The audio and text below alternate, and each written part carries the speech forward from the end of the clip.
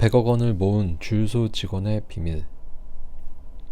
오늘은 주유소에서 근무하며 모은 돈으로 100억 원 가까이 모은 분의 이야기로 시작을 하려고 합니다. 주식 장기 투자에 대해 관심이 있으신 분들은 한 번쯤은 들어보신 얘기일 텐데요. 여러 번 들어도 지나치지 않을 정도로 장기 투자를 하는 저나 여러분의 마인드셋에 정말 도움이 되는 이야기라고 생각합니다.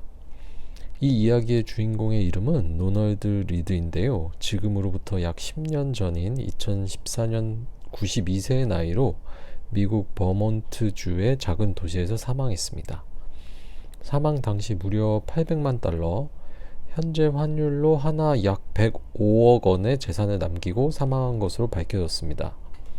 이렇게 남겨진 재산을 보고 을붓 아들과 주위 친구들은 깜짝 놀랄 수밖에 없었다고 합니다. 이 주인공은 평소 검소하고 자기 얘기를 잘 하지 않는 사람이었지만, 그렇다고 해도 이렇게 많은 자산을 남겼으리라고는 제일 가까웠던 아들조차도 꿈에서조차 생각해 보지 못했기 때문입니다. 그는 로또에 당첨된 적도 없었고 높은 급여의 직장을 다닌 적도 없었다고 합니다.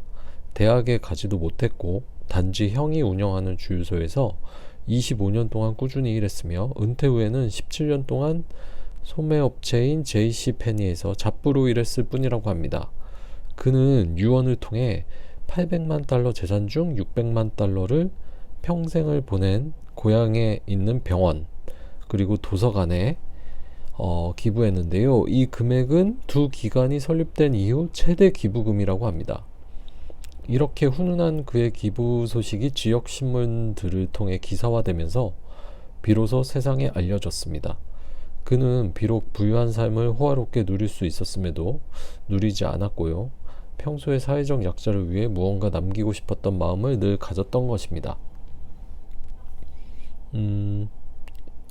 로널드 리드에 대한 기사들입니다.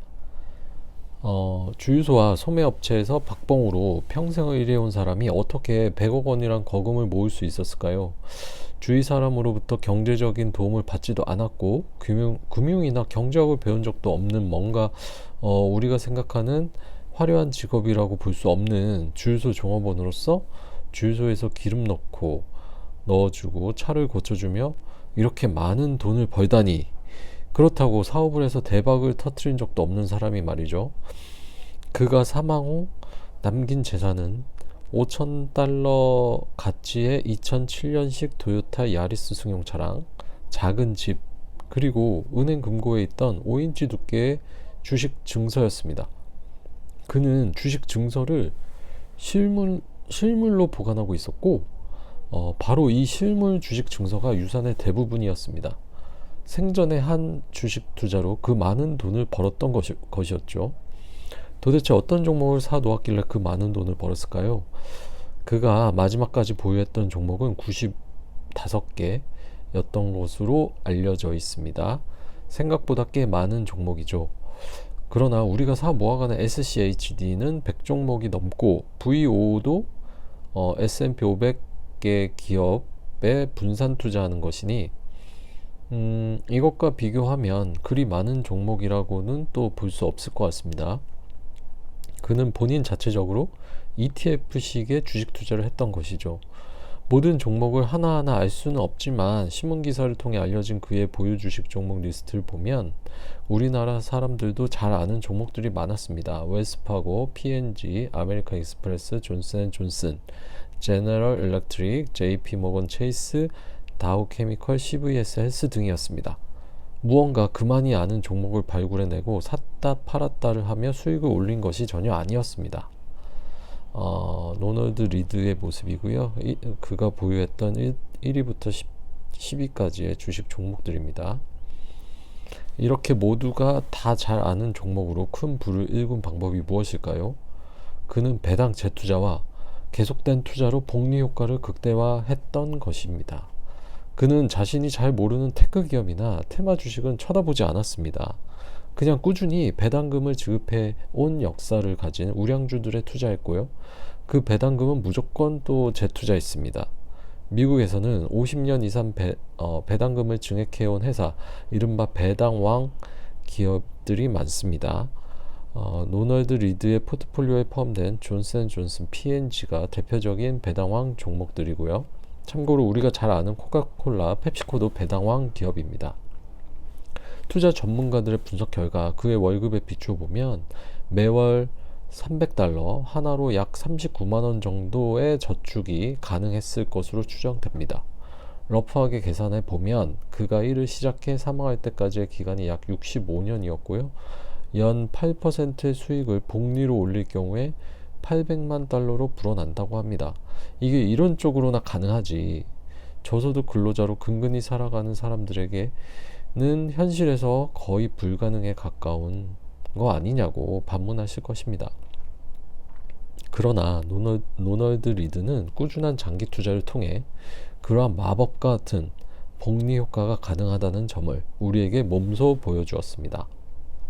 이 사례에서 확인할 수 있는 노널드 리드의 성공 투자 요인으로 배당의 재투자뿐만 아니라 근검 절약하는 삶과 투자를 포기하지 않고 계속한 것도 들 수 있습니다. 그는 휴가도 잘 가지 않고 매우 검소하게 살았다고 합니다.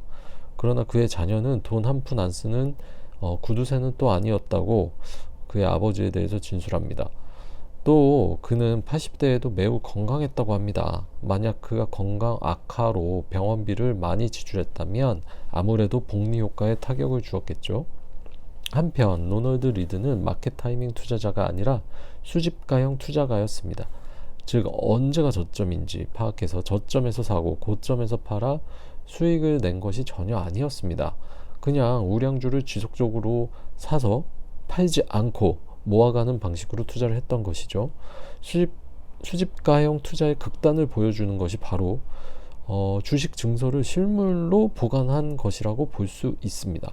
이렇게 주식 증서를 실물로 보관하고 있을 경우에는 다시 주식을 팔려면 은행 금고에 가서 주식을 찾아서 다시 증권 계좌에 넣고 매도 주문을 넣어야 했는데요.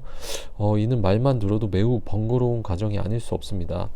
그는 주식 거래자가 아닌 주식 보유자라는 관점으로 주식을 골랐고 장기 보유했으며 근검 절약한 돈으로 계속 주식을 사들였을 뿐입니다.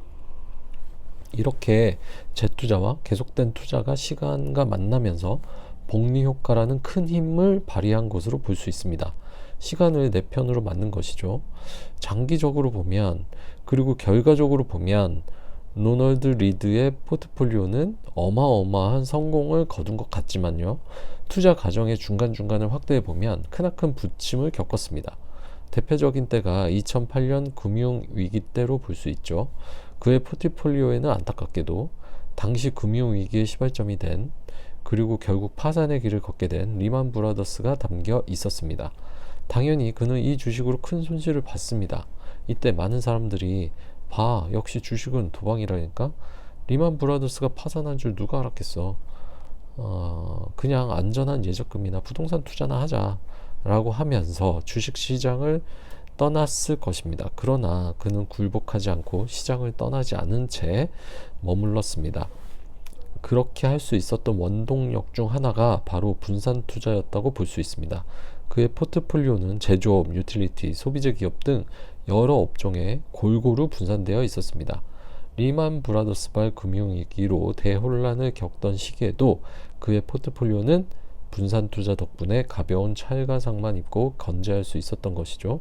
지금은 ETF가 너무 발달되어 있기에 ETF를 수집해 갈 경우 리만 브라더스와 같은 특정 소수의 기업이 무너지더라도 그 전에 알아서 편출시켜주고 그보다 더 좋은 기업을 편입시켜줄 것이기 때문에 분산 투자는 알아서 실천이 됩니다. 그런데 과연 노널드 리드와 같이 한국에서 투자했다면 그 정도의 성과가 나왔을까요? 물론 삼성전자 등 특정 주식에 몰빵했다면 그랬을 것 같지만 100개 기업에 분산 투자했다면 이 정도의 성과는 나오지 않았을 것 같습니다. 세계에서 가장 성공한 자본시장을 가지고 있고 주주 이익을 중시하는 기업 문화와 글로벌 혁신 기업들이 계속 탄생하여 성장할 수 있는 비즈니스 생태계를 보유한 나라는 아마 전 세계에 미국이 유일할 것인데요. 부모로부터 물려받은 것이 없이 빈손으로 시작하는 사람이라도 자본시장을 통해 아껴 쓰고 우량주에 장기 투자하면 돈을 벌 수 있다는 믿음과 증거가 미국만큼 많은 나라는 없을 것입니다.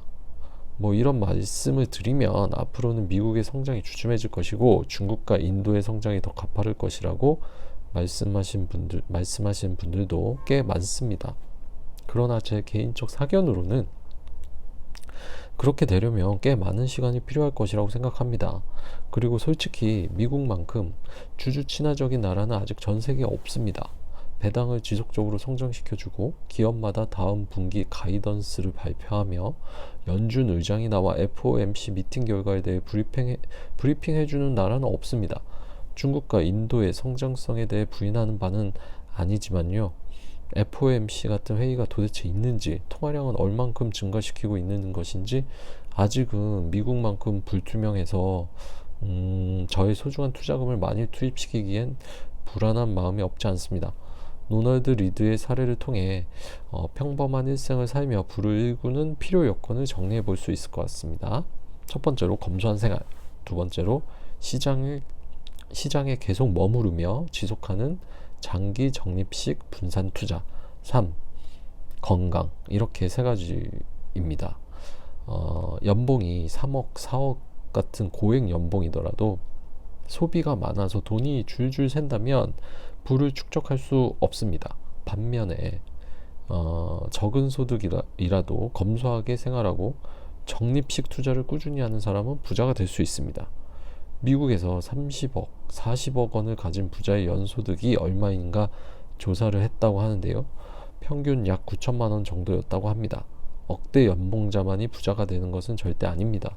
이들의 직업은 용접공, 경매인, 농장주, 병충해 방제업자, 우표 딜러, 도로 포장업자 등 우리나라 고등학생, 대학생들이 선호하는 화려하거나 각광받는 직업은 아닌 것 같은데요. 뭐 우리나라도 별반 다르지 않을 것 같습니다. 부자가 되는 길은 화려하거나 현란한 직종이나 직업을 선택한 결과는 아닌 것 같습니다. 로널드 리드의 사례가 증명해 주었듯이 미국 주식 ETF 장기 투자, 특히 VOO, SCHD의 투자는 장기적으로 끌고 가면 성공할 것입니다. 오늘은 여기서 마무리하겠습니다. 감사합니다. 이상 스테디 테일러였습니다.